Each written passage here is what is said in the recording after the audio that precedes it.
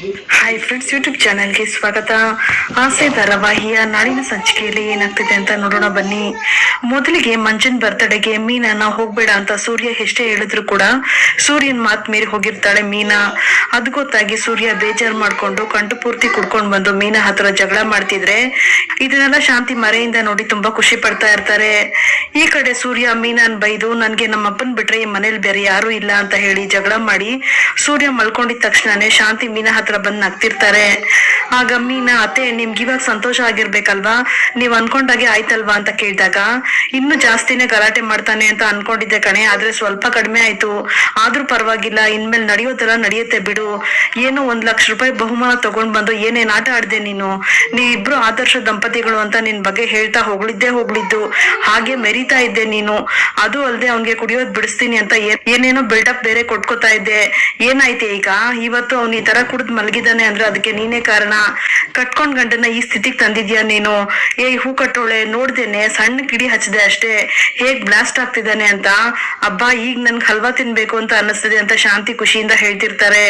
ಆಗ ಮೀನಾ, ಅತ್ತೆ ಕುಡ್ದು ತೂರಾಡ್ತಾ ಇರೋ ಮಗನನ್ನ ನೋಡಿ ಸಂತೋಷ ಆಗ್ತಿದೆ ಅಂತ ಹೇಳ್ತಿರೋ ತಾಯಿನ ಇದೇ ಮೊದಲನೇ ಸಾರಿ ನೋಡ್ತಾ ಇರೋದು.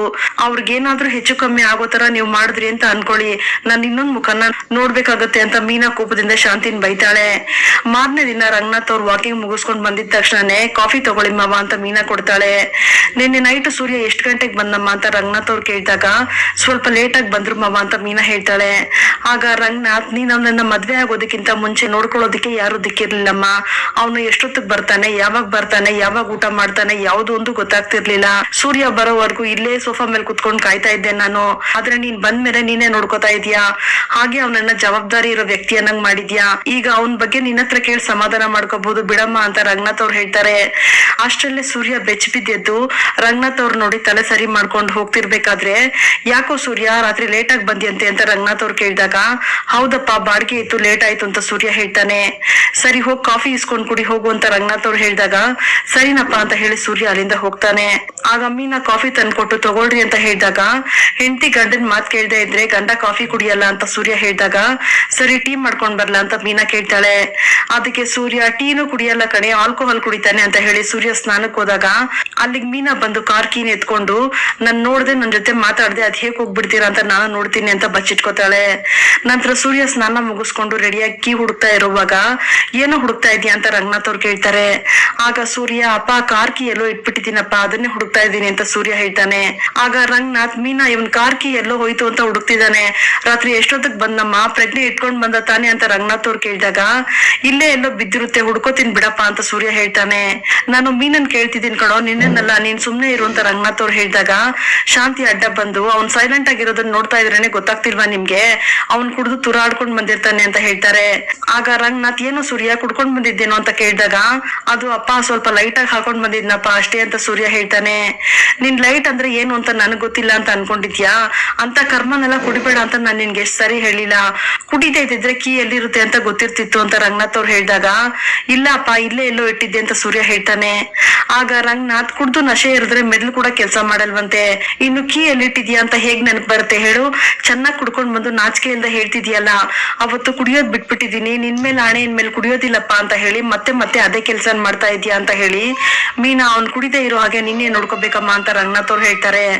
ಆಗ ಶಾಂತಿ, ಏನ್ರಿ ಇವಳ ಹತ್ರ ಹೇಳ್ತಿದ್ದೀರಾ, ಇವಳಿಂದಾಗೆ ನಿನ್ನೆ ಅವ್ನ್ ಕುಡ್ಕೊಂಡ್ ತುರಾಡ್ಕೊಂಡ್ ಬಂದಿರೋದು ಅಂತ ಹೇಳಿದಾಗ, ನಿನ್ನೆ ಇಲ್ಲಿ ಯಾರು ಕೇಳ್ತಾ ಇಲ್ಲ, ನೀನ್ ಬಾಯಿ ಮುಚ್ಕೊಂಡ್ ಸುಮ್ನೆ ಇರೇ ಶಾಂತಿ ಅಂತ ಹೇಳಿ ಮೀನಾ, ಇನ್ಮೇಲೆ ಇವ್ನ್ ಕುಡಿಬಾರ್ದು, ಕುಡಿದೇ ಇರೋ ತರ ನೀನೇ ನೋಡ್ಕೋಬೇಕು, ಅವನೇನಾದ್ರೂ ಕುಡ್ಕೊಂಡ್ ತುರಾಡ್ಕೊಂಡ್ ಬಂದ್ರೆ ಇನ್ಮೇಲೆ ಬಾಗಲ್ನೇ ತೆಗಿಬೇಡ ಅಂತ ರಂಗನಾಥ್ ಅವ್ರು ಹೇಳ್ತಾರೆ. ಆಗ ಮೀನಾ, ಸರಿ ಮಾವ ನೀವ್ ಹೇಳ್ದಾಗೆ ಮಾಡ್ತೀನಿ ಅಂತ ಹೇಳಿ ಕಾರ್ ಕೀನ ರಾತ್ರಿ ಅವ್ರು ಅಡ್ಗೆ ಮನೇಲಿ ಇಟ್ಟಿರ್ಬೇಕು, ನೋಡ್ತೀನಿ ಇರಿ ಮಾವ ಅಂತ ಮೀನಾ ಅಡ್ಗೆ ಮನೆಯಿಂದ ಕಾರ್ ಕೀನ ತಗೊಬಂದು ಸೂರ್ಯನ್ ಕೈ ಕೊಟ್ಟು, ರಾತ್ರಿ ಅಡ್ಗೆ ಮನೆಗ್ ಬಂದಿದ್ರಲ್ಲ ಅಲ್ಲೇ ಇಟ್ಟು ಹೋಗಿದ್ರಿ ಅಂತ ಅನ್ಸುತ್ತೆ ಅಂತ ಮೀನಾ ಹೇಳ್ತಾಳೆ. ಆಗ ಸೂರ್ಯ, ನಾನು ಅಡ್ಗೆ ಮನೆಗೆ ಬಂದಿರ್ಲಿಲ್ಲ ಅಂತ ಹೇಳಿದಾಗ ರಂಗನಾಥ್ ಬಂದು, ಲೇ ಸೂರ್ಯ, ನೀನ್ ಕುಡ್ದು ಲೇಟ್ ಆಗಿ ತೂರಾಡ್ಕೊಂಡ್ ಮನೆಗ್ ಬಂದ್ರೆ ಇವತ್ ಕಾರ್ ಕೀ ಮರ್ತಿದ್ಯಾ, ನಾಳೆ ಕಾರ್ ಕೂಡ ಮರ್ತ್ಬಿಟ್ಟು ಬರ್ತೀಯಾ, ಸ್ವಲ್ಪ ಸರಿಯಾಗಿರೋದ್ನ ಕಲ್ತ್ಕೊಳ್ಳೋ ಅಂತ ಹೇಳಿ ರಂಗನಾಥ್ ಅವ್ರು ಅಲ್ಲಿಂದ ಹೋಗ್ತಾರೆ. ನಂತರ ಸೂರ್ಯ ಅಡ್ಗೆ ಮನೆಗೆ ಹೋಗಿ ರಾತ್ರಿ ನಡೆದಿದ್ದು ನನ್ಗೆಲ್ಲ ನೆನ್ಪಿದೆ, ನಾನ್ ಊಟನೇ ಬೇಡ ಅಂತ ಹೇಳಿದ್ದೆ, ಇನ್ನು ಅಡ್ಗೆ ಮನೆಗೆ ಯಾಕೆ ಬರ್ಲಿ, ಕಾರ್ ಕೀನ ನೀನೇ ಎತ್ಕೊಂಡ್ ಬಂದು ಅಡ್ಗೆ ಮನೇಲಿ ಇಟ್ಕೊಂಡು ಅಪ್ಪನ ಕೈಯಲ್ಲಿ ಸುಮ್ನೆ ನನ್ ಬೈಸ್ದೆ, ಅಪ್ಪ ನನ್ನ ಈ ರೀತಿ ಎಲ್ಲ ಬೈಲಿ ಅಂತ ತಾನೇ ನೀನ್ ಹೀಗೆಲ್ಲ ಮಾಡ್ತಿರೋದು, ನಾನ್ ಕುಡ್ಬಿಟ್ಟು ಬಂದಿದ್ದೀನಿ ಅಂತ ಅವ್ರಿಗೆಲ್ಲ ಗೊತ್ತಾಗ್ಬೇಕು ಅಂತ ಈ ತರ ಎಲ್ಲ ನಾಟಕ ಮಾಡ್ತಿದ್ಯಾ ಅಂತ ಸೂರ್ಯ ಹೇಳ್ದಾಗ, ರೀ ನಾನ್ ನಿಮ್ಮನ್ ಸಿಗಾಕೊಳ್ಳಿ ಅಂತ ಹೇಳಲಿಲ್ಲ, ನೀವ್ ಕುಡ್ಬಿಟ್ಟು ಬಂದಿದ್ದೀರಾ ಅಂತ ನಾನ್ ಯಾವಾಗ ಹೇಳ್ದೆ, ಯಾಕೆ ಎಲ್ಲಾನು ನಾಟಕ ಅಂತ ಹೇಳ್ತಿದ್ದೀರಾ ಅಂತ ಮೀನಾ ಕೇಳಿದಾಗ, ನನ್ನ ನೋಡ್ಕೋತೀನಿ ಅನ್ನೋದು ನಾಟಕ ಅಲ್ದೆ ಇನ್ನೇನೆ, ಗಂಡ ಎಷ್ಟು ಹೇಳಿದ್ರು ಕೇಳ್ದೆ ತಮ್ಮನ್ ಹುಟ್ಟಿದಬ್ಬಕ್ ಹೋಗಿದ್ಯಲ್ಲ, ಇನ್ಮೇಲೆ ನೀನೇನು ನನ್ನ ನೋಡ್ಕೋಬೇಕಾಗಿಲ್ಲ, ನಾನ್ ಚೆನ್ನಾಗೇ ಇದ್ದೀನಿ ಅಂತ ಹೇಳಿ ಸೂರ್ಯ ಅಲ್ಲಿಂದ ಹೊರಟೋಗ್ತಾನೆ. ಈ ಕಡೆ ಸೂರ್ಯ ಬೇಜಾರ್ ಮಾಡ್ಕೊಂಡು ಕಾರ್ ಸ್ಟ್ಯಾಂಡ್ ಹತ್ರ ಬಂದ್ ನಿಂತಿರ್ತಾನೆ. ಆಗ ಅಲ್ಲಿ ಚೇತನ್ ಬಂದು, ಯಾಕೋ ಬಾಡ್ಗೆಗ್ ಹೋಗಲ್ವಾ, ಬಾಡ್ಗೆ ಇದೆ ಅಂತ ಹೇಳಿದ್ರು ಹೋಗಲ್ಲ ಅಂತಿದ್ಯಾ, ಮೊದ್ಲು ಬಾಡ್ಗೆ ಬೇಕು, ರೂಮ್ ಕಟ್ಟೋದಕ್ ದುಡ್ಡು ಬೇಕು ಅಂತ ಹೇಳ್ತಿದ್ದೆ, ಈಗ ಯಾಕೋ ಹೋಗಲ್ಲ ಅಂತಿದ್ಯಾ ಅಂತ ಚೇತನ್ ಕೇಳಿದಾಗ, ಹೌದು ಕಣೋ ಈಗ ರೂಮ್ ಕಟ್ಟಿ ಏನಾಗ್ಬೇಕಾಗಿದೆ ಅಂತ ಸೂರ್ಯ ಕೇಳ್ತಾನೆ. ಲೋ ಸೂರ್ಯ, ಅದಕ್ಕೋಸ್ಕರ ಅಂತ ತಾನೇ ನೀನು ಸಿಸ್ಟರ್ ಕಷ್ಟ ಪಡ್ತಿರೋದು ಅಂತ ಚೇತನ್ ಕೇಳಿದಾಗ, ಹೋಗೋ ಚೇತನ, ನಾನ್ ಹೇಳಿದ್ರು ಕೂಡ ನನ್ ಮಾತ್ ಕೇಳ್ದೆ ಅವಳ ತಮ್ಮನ್ ಹುಟ್ಟಿದಬ್ಬಕ್ ಹೋಗಿದ್ದಾಳೆ, ಅಲ್ಲಿಗೆ ನನ್ ಮಾತಕ್ ಮರ್ಯಾದೆ ಎಲ್ಲಿಂದ ಬಂತು ಅಂತ ಸೂರ್ಯ ಹೇಳ್ತಾನೆ. ಆಗ ಚೇತನ್, ಲೇ ಸೂರ್ಯ, ಈ ಮಂಜನ್ ಮೇಲೆ ಕೋಪ ಇಟ್ಕೊಂಡು ಈ ತರ ಎಲ್ಲ ಮಾತಾಡ್ತಾ ಇದೀಯ ನೀನು, ಅವ್ರ ತಮ್ಮನ್ ಹುಟ್ಟಿದಬ್ಬಕ್ಕೆ ಅವ್ರು ಹೋಗ್ ಬಂದ್ರು, ಇದೆಲ್ಲ ಒಂದ್ ವಿಷಯ ಅಂತ ಇದಕ್ಕೆಲ್ಲ ಕೋಪ ಮಾಡ್ಕೊಂಡಿದ್ಯಾ ಅಂತ ಚೇತನ್ ಕೇಳಿದಾಗ, ಲೋ ಚೇತನ, ಅವ್ನು ಕೆಟ್ಟ ದಾರಿಲಿ ಸಂಪಾದನೆ ಮಾಡಿ ನನ್ಗ್ ಮರ್ಯಾದೆ ಕೊಡದೆ ಮಾತಾಡ್ತಾನೆ, ಅದ್ ಹೇಗೋ ಅವಳು ಹೋದ್ಲು ಅಲ್ಗೆ, ಇವಳ ಹತ್ರನೂ ನನ್ ಮಾತಕ್ ಮರ್ಯಾದೆ ಇಲ್ವಲ್ಲ, ನಾನ್ ಮಾತ್ರ ರೂಮ್ ಕಟ್ಬೇಕು ಅಂತ ಕಷ್ಟಪಟ್ಟು ದುಡಿತಾ ಇದ್ರೆ ಇವಳ ಹತ್ರ ನನ್ ಮಾತಕ್ ಬೆಲೆನೇ ಇಲ್ಲ ಅಂತ ಸೂರ್ಯ ಹೇಳ್ತಾನೆ. ಅದಕ್ಕೋಸ್ಕರ ಅಂತ ಬರೋ ಬಾಡಿಗೆಗಳನ್ನೆಲ್ಲ ಬಿಟ್ಬಿಟ್ಟು ಹಾಗೆ ನಿಂತಿದ್ಯಲ್ಲೋ, ನಮಗ್ ಬಾಡಿಗೆ ಬೇಕು ಅಂದಾಗ ಬಾಡಿಗೆ ಬರೋದಿಲ್ಲ ಕಣೋ ಸೂರ್ಯ, ಬಾಡಿಗೆ ಬಂದಾಗ್ಲೇ ನಾವ್ ಹೋಗ್ಬೇಕು, ಇದನ್ನೆಲ್ಲ ಬಿಟ್ಟು ಕೆಲ್ಸ ನೋಡ್ ಹೋಗು ಅಂತ ಚೇತನ್ ಹೇಳ್ತಿರ್ಬೇಕಾದ್ರೆ ಅಲ್ಲಿಗೆ ಕನಕ ಮತ್ತೆ ಕುಸುಮ ಬರ್ತಾರೆ. ಅದನ್ನ ಚೇತನ್ ನೋಡಿ, ಲೇ ಸೂರ್ಯ, ನಿಮ್ ಮತ್ತೆ ನಾದ್ನಿ ಇಬ್ರು ಬರ್ತಿದಾರಲ್ವೋ ಅಂತ ಹೇಳಿದಾಗ, ಅವ್ರು ನನ್ಗ್ ಸಮಾಧಾನ ಮಾಡೋದಕ್ಕೆ ಬರ್ತಿದ್ದಾರೆ ಅಂತ ಅನ್ಸುತ್ತೆ, ನಾನು ಇಲ್ಲಿ ಇರೋದಿಲ್ಲ ಮಗ, ಹೋಗ್ತೀನಿ ಅಂತ ಸೂರ್ಯ ಅಲ್ಲಿಂದ ಹೋಗ್ತಿರ್ತಾನೆ.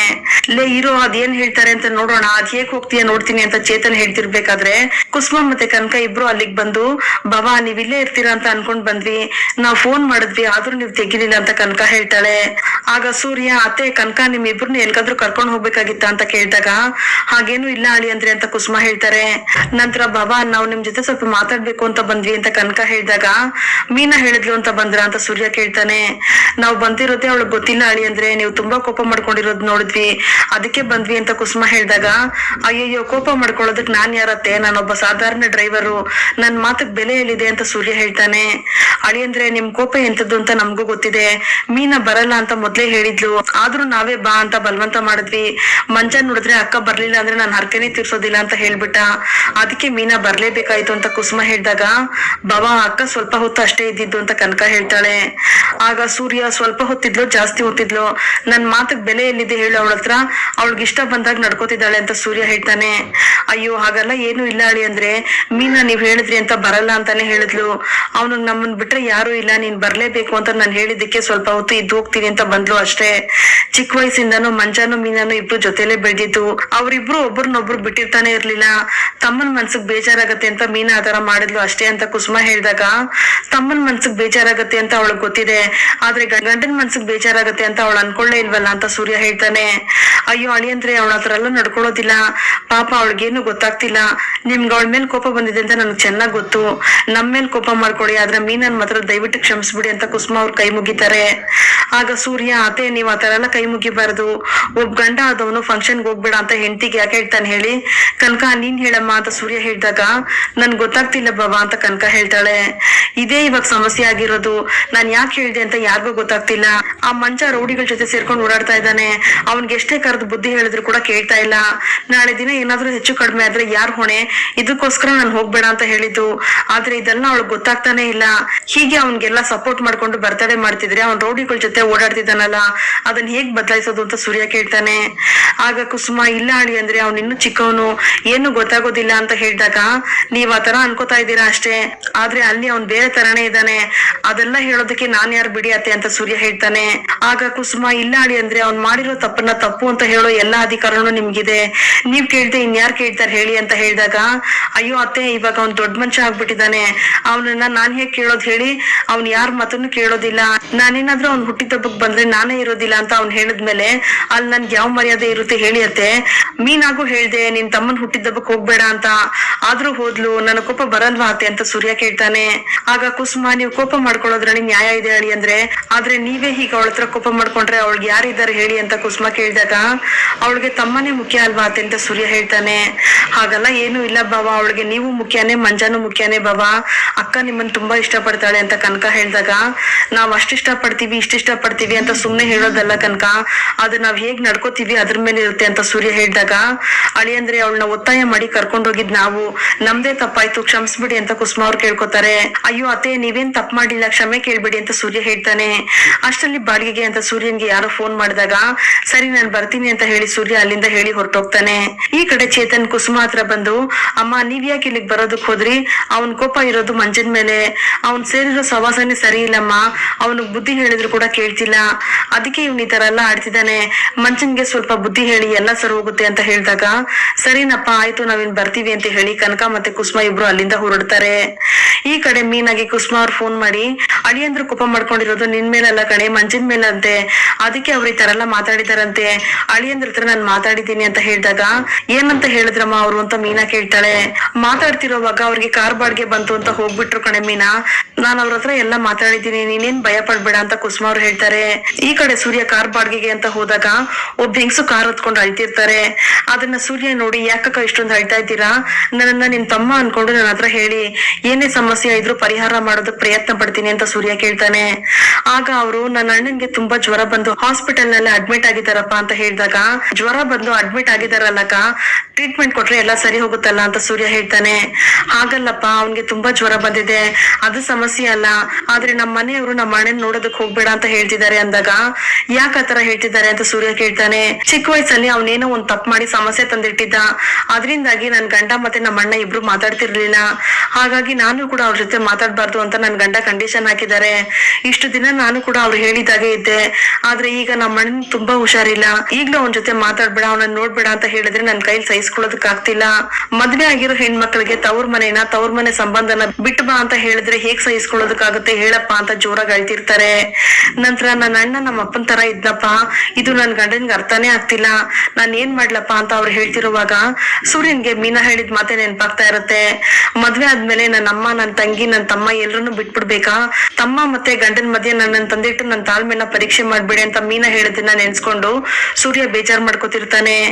ಈ ಕಡೆ ಮತ್ತೆ ಆ ಹೆಂಗ್ಸು, ಗಂಡನ್ ಮಾತ್ ಕೇಳಿದ್ರೆ ತುಂಬಾ ಹುಷಾರಿಲ್ದಿರೋ ನನ್ನ ಅಣ್ಣನ ನೋಡೋದಕ್ಕೂ ಆಗೋದಿಲ್ಲ, ಮಾತಾಡ್ಸೋದಕ್ಕೂ ಆಗೋದಿಲ್ಲ, ನಾನೇನಾದ್ರೂ ಹೋಗಿ ನನ್ನ ಅಣ್ಣನ್ ನೋಡಿದ್ರೆ ನನ್ ಗಂಡ ನನ್ನ ಹೆಂಡತಿನೇ ಸರಿ ಇಲ್ಲ ಅಂತ ಹೇಳ್ತಾರೆ, ನಾನೇನಪ್ಪ ಮಾಡ್ಲಿ, ಕುತ್ತಿಗೆಗೆ ತಾಳಿ ಬಿದ್ದಿದ ತಕ್ಷಣನೇ ಅಣ್ಣ, ಅಪ್ಪ, ತಂಗಿ, ತಮ್ಮ ಎಲ್ರನ್ನೂ ಬಿಟ್ ಬಂದಿರ್ತೀವಿ, ಅದನ್ನ ಈ ಗಂಡಸರು ಅರ್ಥನೇ ಮಾಡ್ಕೊಳೋದಿಲ್ಲ, ಅಂತದ್ರಲ್ಲಿ ನೀನ್ ಯಾರೋ ಗೊತ್ತಿಲ್ದಿರೋನು, ಆದ್ರೂ ಕೂಡ ಇಷ್ಟೊಂದು ಸಮಾಧಾನ ಮಾಡ್ತಿದ್ಯಾ, ನಿನ್ಗೆ ಮದ್ವೆ ಆಗಿದ್ಯೇನಪ್ಪ ಅಂತ ಕೇಳಿದಾಗ ಸೂರ್ಯ ಹೌದಮ್ಮ ಅಂತಾನೆ. ಆಗ ಅವರು, ನಿನ್ ಹೆಂಡತಿನ ನೀನ್ ಚೆನ್ನಾಗಿ ನೋಡ್ಕೊಳಪ್ಪ, ನನ್ ಗಂಡನ್ ತರ ನೀನು ಮಾಡ್ಬೇಡ, ಹಣ ಆಸ್ತಿ ಎಷ್ಟೇ ಇದ್ರು ಕೂಡ ತವ್ರ ಮನೆ ಬಿಟ್ ಬಂದ್ ಹೆಣ್ಮಕ್ಳಿಗೆ ನೆಮ್ಮದಿ ಇರೋದಿಲ್ಲ, ಇದನ್ನೆಲ್ಲ ಯಾರಪ್ಪ ಅರ್ಥ ಮಾಡ್ಕೋತಾರೆ ಅಂತ ಹೇಳ್ತಾ ಇರ್ಬೇಕಾದ್ರೆ, ಎಲ್ಲ ಸರಿ ಹೋಗುತ್ತೆ, ನೀವ್ ಸುಮ್ನೆ ಇರಿ ಅಕ್ಕ ಅಂತ ಸೂರ್ಯ ಹೇಳಿ ಸಮಾಧಾನ ಮಾಡ್ತಿರ್ತಾನೆ. ನಂತರ ಹೆಂಗಸನ್ನ ಬಿಟ್ ಬಂದು ಕಾರ್ ಸ್ಟ್ಯಾಂಡ್ ಅಲ್ಲಿ ಸೂರ್ಯ ಯೋಚನೆ ಮಾಡ್ತಾ ನಿಂತಿರುವಾಗ ಅಲ್ಲಿಗ್ ಚೇತನ್ ಬಂದು, ಏ ಸೂರ್ಯ ಇನ್ನು ಮನ್ಸ್ ಕೆಡ್ಸ್ಕೊಂಡು ಯೋಚನೆ ಮಾಡ್ಕೊಂಡೇ ನಿಂತಿದ್ಯಾ ಅಂತ ಕೇಳ್ತಾನೆ. ಹಾಗಲ್ಲ ಕಣೋ ಚೇತನ, ಇವತ್ ನನ್ ಕಾರ್ಗ್ ಒಬ್ರು ಅಕ್ಕ ಹತ್ತಿದ್ರು, ಅವ್ರಿಗೆ ಅವ್ರ ಗಂಡ ತಾಳಿ ಕುತ್ತಿಗೆಗೆ ಬಿದ್ಮೇಲೆ ತವ್ರ ಮನೆ ಮರ್ತ್ಬಿಡ್ಬೇಕು ಅಂತ ಹೇಳಿದ್ರಂತೆ, ಅವ್ರು ನೋಡಿ ನನಗ್ ತುಂಬಾನೇ ಬೇಜಾರಾಯ್ತು, ಅವ್ರು ನರ್ಕ ಅನ್ಭವಿಸ್ತಾ ಇದ್ದೀನಿ ಅಂತ ಹೇಳಿದ್ರು ಕಣೋ, ಅದಕ್ಕೆ ಸ್ವಲ್ಪ ಮನ್ಸಿಗೆ ಬೇಜಾರಾಯ್ತು ಅಂತ ಸೂರ್ಯ ಹೇಳ್ತಾನೆ. ಆಗ ಚೇತನ್, ಲೇ ಸೂರ್ಯ ನೀನ್ ಮಾಡಿದ್ ಸರಿನೇನೋ, ಜೊತೆಲಿ ಹುಟ್ಟಿದ ತಮ್ಮನ್ ಹುಟ್ಟದಕ್ಕೆ ಹೋಗ್ಬೇಡ ಅಂತ ನೀನು ಕೂಡ ಸಿಸ್ಟರ್ ಕೇಳಿದ್ಯಾ ತಾನೆ, ನಾಳೆ ಏನಾದ್ರೂ ಹೆಚ್ಚು ಕಡಿಮೆ ಆದ್ರೆ ಮೊದ್ಲು ಅಳದಕ್ ಬರೋದು ಅವ್ರೇ ಕಣೋ, ಏನೋ ಅವ್ರು ಹುಟ್ಟಿದಬ್ಬಕ್ ಹೋದ್ರಪ್ಪ ಅದಕ್ಕೆ ಅಂತ ನೀವ್ ಈ ತರ ಎಲ್ಲ ಮಾತಾಡೋದಾ, ಮೊದ್ಲು ಸಿಸ್ಟರ್ ಜೊತೆ ಮಾತಾಡೋ ಅಂತ ಚೇತನ್ ಹೇಳಿದಾಗ, ನಾನ್ ಅವಳ ಜೊತೆ ಮಾತಾಡೋದಿಲ್ಲ, ಅವಳು ನನ್ ಮಾತ್ ಮೀರ್ ಹೋದ್ಲು, ಅದು ಸರಿನಾ ಅಂತ ಸೂರ್ಯ ಕೇಳ್ತಾನೆ. ಲೇ ಸೂರ್ಯ ಅದನ್ನೇ ಮಾತಾಡ್ತಾನೆ ಇರ್ಬೇಡ ಕಣೋ, ಈಗ ನಾನು ಒಂದ್ ವಿಷಯ ಕೇಳ್ತೀನಿ ಬೇಜಾರಾಗ್ಬೇಡ, ಸಿಸ್ಟರ್ ತಮ್ಮ ಸರಿ ಇಲ್ಲ, ನಿನ್ಗೂ ಅವನ್ಗೂ ಆಗ್ಬರಲ್ಲ ಅಂತ ಸಿಸ್ಟರ್ನ ಅವ್ರ ತಮ್ಮನ ಹತ್ರ ಮಾತಾಡ್ಬೇಡ ಅಂತ ಹೇಳಿದ್ಯಲ್ಲ, ನಿನ್ನ ಅಣ್ಣ ಮನೋಜ್ ಕೂಡ ಎಂತೆಂತ ಕೆಟ್ಟ ಕೆಲ್ಸ ಮಾಡಿದಾನೆ, ಮೊದ್ಲು ಅವನ್ ಜೊತೆ ತಾನೇ ಸಿಸ್ಟರ್ ಮದ್ವೆ ನಿಶ್ಚಯ ಆಗಿತ್ತು, ಮದ್ವೆ ದಿನ ನಿಮ್ ಅಣ್ಣ ಓಡೋದ, ಆಗ ನಿಮ್ ಕುಟುಂಬಕ್ಕೆ ಎಷ್ಟೊಂದು ಅವಮಾನ ಆಯ್ತು, ಅದಕ್ಕೆ ಅಂತ ಸಿಸ್ಟರ್ ಯಾವತ್ತಾದ್ರೂ ನಿಮ್ ಅಣ್ಣನ ಜೊತೆ ಮಾತಾಡ್ಬೇಡ ಅಂತ ಹೇಳಿದಾರಾ, ನಿಮ್ ಅಪ್ಪನ್ ದುಡ್ಡು ತಗೊಂಡು ನಿಮ್ ಅಣ್ಣ ಓಡೋದ, ಆದ್ರೂ ಕೂಡ ಅವ್ನ್ಗೆ ಒಂದು ಕಷ್ಟ ಅಂತ ಬಂದ್ರೆ ನೀನ್ ಹೋಗ್ಲಿಲ್ವಾ, ಅಷ್ಟೇ ಯಾಕೋ ಅವನ್ ಮದ್ವೆ ಕೂಡ ನೀನ್ ಹೋಗಿದ್ದೆ ತಾನೆ, ಅದಕ್ಕೆ ಹೋಗ್ಬಾರ್ದು ಅಂತ ಸಿಸ್ಟರ್ ನಿನ್ನ ಹತ್ರ ಹೇಳಿದ್ರಾ? ಅದೆಲ್ಲ ಹೋಗ್ಲಿ ಬಿಡೋ, ನಿಮ್ಮಣ್ಣ ಈಗ ಇಟ್ಟಿರೋ ಶೋರೂಮ್ ಕೂಡ ನೀನೆ ತಾನೇ ನೋಡಿ ಅವನ್ಗೆ ಮಾಡ್ಕೊಟ್ಟಿದ್ದು, ಅದೆಲ್ಲ ಮಾಡ್ಬೇಡ ಅಂತ ಸಿಸ್ಟರ್ ಹೇಳಿದ್ರ ನಿನ್ಗೆ? ಅದು ಹೋಗ್ಲಿ ಕಣೋ, ಇತ್ತೀಚೆಗೆ ಒಡವೆನ ಎತ್ಕೊಂಡ್ ಹೋಗಿ ಮಾರ್ಕೊಂಡ ನಿಮ್ಮಣ್ಣ, ಅದು ಎಷ್ಟೊಂದು ದೊಡ್ಡ ತಪ್ಪು. ಅದಕ್ಕೋಸ್ಕರ ನಿಮ್ಮ ಅಣ್ಣನ ಜೊತೆ ಇನ್ಮೇಲೆ ಮಾತಾಡ್ಬಾರ್ದು ಅಂತ ಕಂಡೀಷನ್ ಹಾಕದ್ರ ಸಿಸ್ಟರ್ ನಿನ್ನ ಹತ್ರ? ಅಲ್ಲ ಕಣೋ ಸೂರ್ಯ, ನಿಮ್ಮಮ್ಮ ಸಿಸ್ಟರ್ನ ಏನೇನಲ್ಲ ಅಂತಾರೆ, ನಿನ್ಗೂ ಗೊತ್ತು ಆ ವಿಷಯ. ಯಾವತ್ತಾದ್ರೂ ಸಿಸ್ಟರ್ ಅದ್ರ ಬಗ್ಗೆ ನಿನ್ನ ಹತ್ರ ಕಂಪ್ಲೇಂಟ್ ಮಾಡಿದಾರೇನೋ? ಇಲ್ಲ ತಾನೇ. ನಿಮ್ಮಮ್ಮನ ಹತ್ರ ಮಾತಾಡ್ಬೇಡ ಅಂತ ಕೂಡ ಹೇಳಿದಾರಾ? ಅದು ಇಲ್ಲ ತಾನೇ. ಸ್ವಲ್ಪ ಯೋಚನೆ ಮಾಡೋ ಸೂರ್ಯ. ಏನೇ ಆದ್ರೂ ಕೂಡ ನಿಮ್ ಕುಟುಂಬ ಜೊತೆ ಒಳ್ಳೇದು ಕೆಟ್ಟದಕ್ಕೆಲ್ಲ ಅವ್ರು ನಿಂತಿರೋವಾಗ ನಿನಗ್ ಮಾತ್ರ ಅಂತ ರೋಷ ವೇಷ ಏನೋ? ಅವ್ರ ತಮ್ಮನ್ನ ನೋಡ್ಬೇಡ ಮಾತಾಡ್ಬೇಡ ಅಂತ ಕಂಡೀಷನ್ ಯಾಕೋ ಸೂರ್ಯ ಹಾಕ್ತಿದ್ಯಾ? ನೀನು ಗಂಡ್ಸು, ನೀನ್ ಹೇಳಿದ್ರೆ ಕೇಳ್ಬೇಕು ಅಂತ ಅನ್ಕೋತಿದ್ಯಾ ಅಂದಾಗ ಸೂರ್ಯ, ಲೇ ಚೇತನ, ಏನು ಹೀಗೆಲ್ಲ ಹೇಳ್ತಿದ್ಯಾ? ಹಾಗೆಲ್ಲ ಅನ್ಕೊಳ್ಳೋನೇನೋ ನಾನು, ಆದ್ರೆ ನನ್ ಮಾತ್ ಮೀರಿ ಮಾತ್ರ ಮೀನಾ ಹೋಗಿದ್ದು ತಪ್ಪಲ್ಲ ಅಂತೀಯ ನೀನು ಅಂತ ಸೂರ್ಯ ಕೇಳ್ತಾನೆ. ಆಗ ಚೇತನ್, ಲೇ ಸೂರ್ಯ, ಮಂಜ ಮಾಡಿರೋ ತಪ್ಪು ಯಾವ್ದು ಸಿಸ್ಟರ್ ಗೊತ್ತಿಲ್ಲ ಕಣೋ, ಗೊತ್ತಾದ್ರೆ ನಿನ್ಗಿಂತ ಅವರೇ ಜಾಸ್ತಿ ಕೋಪ ಮಾಡ್ಕೋತಾರೆ.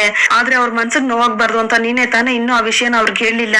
ಏನು ಗೊತ್ತಿಲ್ಲದೆ ಇರೋದ್ರಿಂದ ಸಿಸ್ಟರ್ ಮಂಜನ ನಂಬ್ಕೊಂಡಿದ್ದಾರೆ ಕಣೋ. ಈ ಸಮಸ್ಯೆ ಎಲ್ಲ ಒಂದಿನ ಸರಿ ಹೋಗ್ಬಿಡುತ್ತೆ, ಅದಕ್ಕೆ ಅಂತ ಹೀಗೆಲ್ಲ ಮಾತಾಡದೆ ಇರೋದು ತಪ್ಪು ಕಣೋ ಸೂರ್ಯ ಅಂತ ಚೇತನ್ ಹೇಳಿದಾಗ ಸೂರ್ಯ ಮೀನನ್ನ ನೆನ್ಸ್ಕೊಂಡು ತುಂಬಾ ಬೇಜಾರ್ ಮಾಡ್ಕೊಂಡಿರ್ತಾನೆ.